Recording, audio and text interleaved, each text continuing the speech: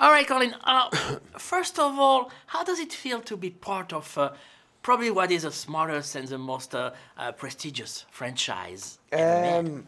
I mean, hmm, I hear franchise and it sounds like such a business term to me. So And you're right. you Saga, know, I would say. yeah, yeah, Saga is a SAG better is a word. beautiful word for it. It feels lovely because I was a huge fan of the films and I always had a little bit of kind of Potter envy, that I was never part of those films. It was enough to be an audience member, but I would, as an actor, love to have been in any of them.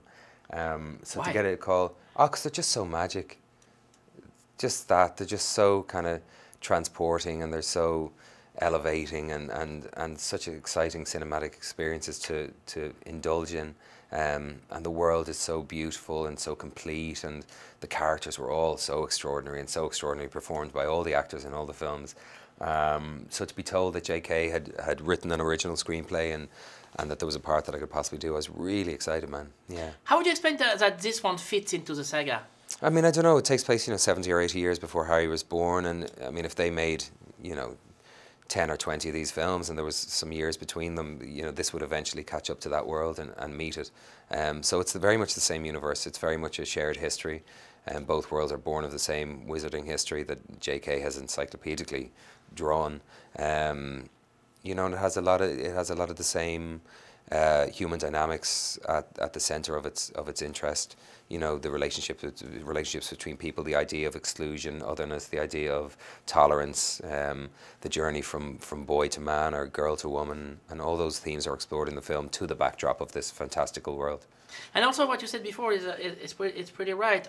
There's great actors in the saga. Yeah. I mean, it was one of the first ones that hired people like, I don't know, Alan Rickman or all those. Yeah, Alan all those Rickman big and Michael names. Gambon and Kenneth Branagh and David Thewlis and How do you explain that? How do you explain that they go to that? Maggie Smith and I mean, it was just amazing material. Obviously, the original Potter series was incredible material, and seldom do films have such commercial value, obviously, but also such kind of artistic and creative integrity and brilliance in the writing and in the cinematography and how the films look and the performances as the films had, the series of Potter films had.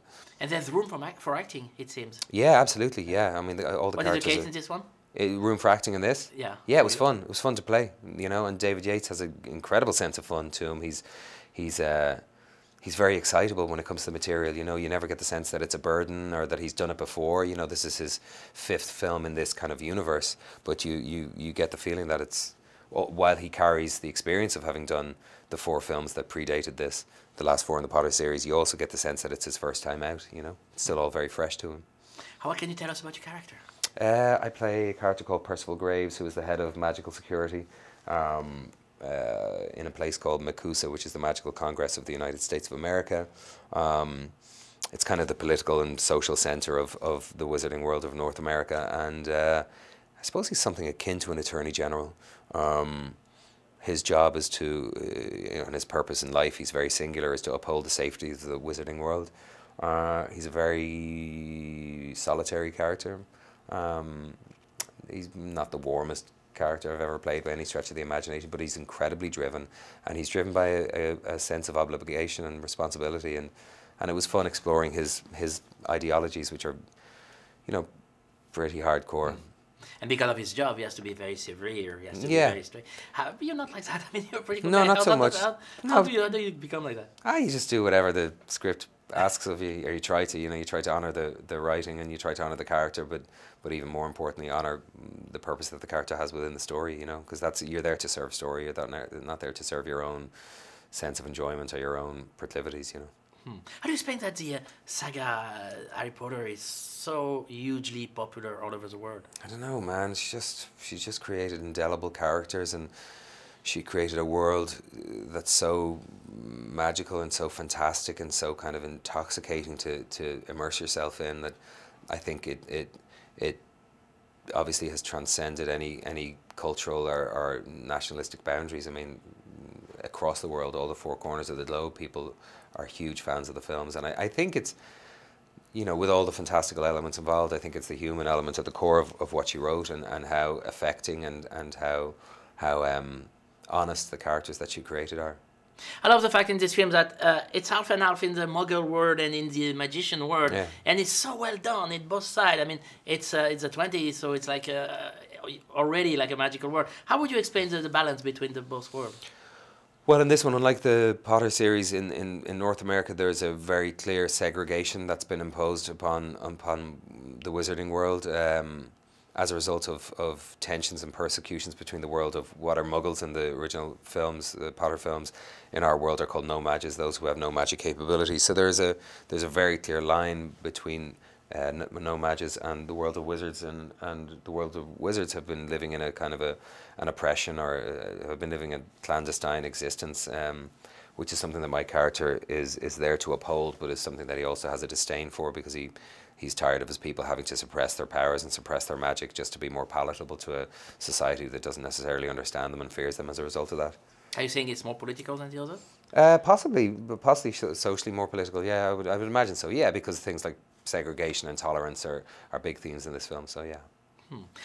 Watching the movie yesterday, I was really impressed by the production. I mean, it's like, Yeah, wow, it's well, how was it on set? No, amazing. I mean, from the costumes that were designed to the production design is just extraordinary in this film. I mean, the level of detail and the practical sets that I got to walk onto every day I went to work were just breathtaking, and it does so much of the work for you. I mean, it really places you in something that is so distant from anything I'd experienced, I'd walk on and to the set and there'd be columns and staircases and multi-level structures, and they built 2 or 3 blocks of Midtown Manhattan, and every shop front was dressed appropriate to the era, and you'd walk into the shops and they would have the products that were appropriate to the era and whatever that particular business was. And they had a tram system and 20 Model T Fords and 500 extras dressed in period clothing, and somebody would shout action and all that would come alive at the same time. I mean, it was breathtaking. Does that mean that for you have to get into this world? You have to be ready the for world that? is there. You just meet it. You meet it as you find it. It was there. You just move through it, and the world takes care of it for you. What kind of director is David?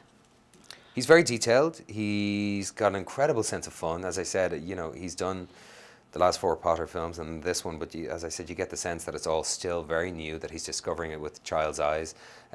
Obviously, he's incredibly bright, very accessible and collaborative, but would always bring it back to the human element. Like, truly, there was times I remember him literally saying, okay, let's forget the magic, forget wizards for a minute, and he'd just bring it back to the human element, which was really good, because I think he understands that unless you care about what the characters are going through, the characters that are taking the audience through the film, what they're going through and what they're dealing with, unless you can relate to that in some way, shape or form, it doesn't matter how beautiful the production is.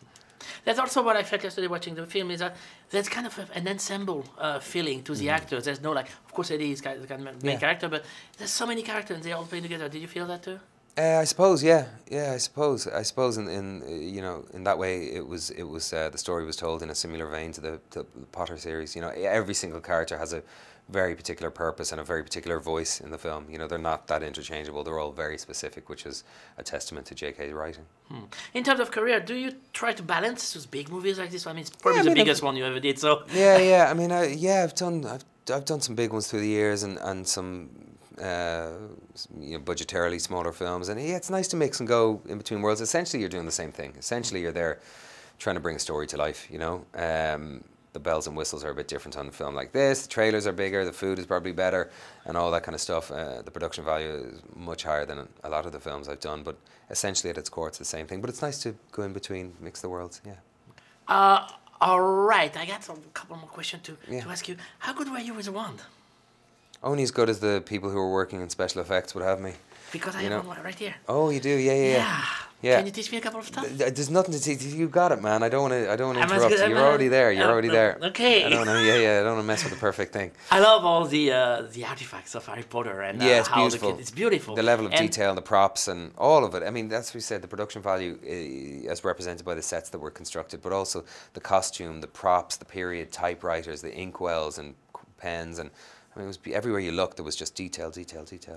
It must be fantastic when you're inside this universe. Yeah. I mean, you've been in tons of movies. You've done all of the genres. How would you say this one was different? I mean, she's incredibly specific, J.K., what she's created. It really exists on its own, on an island, aesthetically and tonally, and so yeah, just to immerse myself in the world of her imagination was a gorgeous place to find myself for a few months. Was she on set sometime? She was, but never when I was working. So Oh, really? yeah, so I wasn't afforded the opportunity to meet her. You never met her? Never met her. So you're gonna meet her like at the press conference? Yeah, maybe. Yeah. Yeah. What makes her writing so special? Just apart from the potency of her imagination and the totality of the world that she created, and she also created a new language, like literally a new language, invented words and things that are kind of incredibly impressive like that. But I think her understanding of the characters and her desire to get beneath the skin of what could be an exercise in the superficiality of making something just entertaining. Yes, they're entertaining, the films, but they also explore, as we said, very important themes in our existence and our shared existence, like friendship and family and tolerance and the journey from boy or girl to man or woman. How do you feel that the Harry Potter fans, or the billions of kids all over the world, will take this one? I've no idea. I hope they enjoy it. No idea. I never.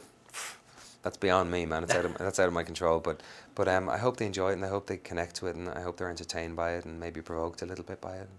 Okay. It's got a good heart, this film. I know that. It does. I mean, there's really a heart to it. Did you see that on set?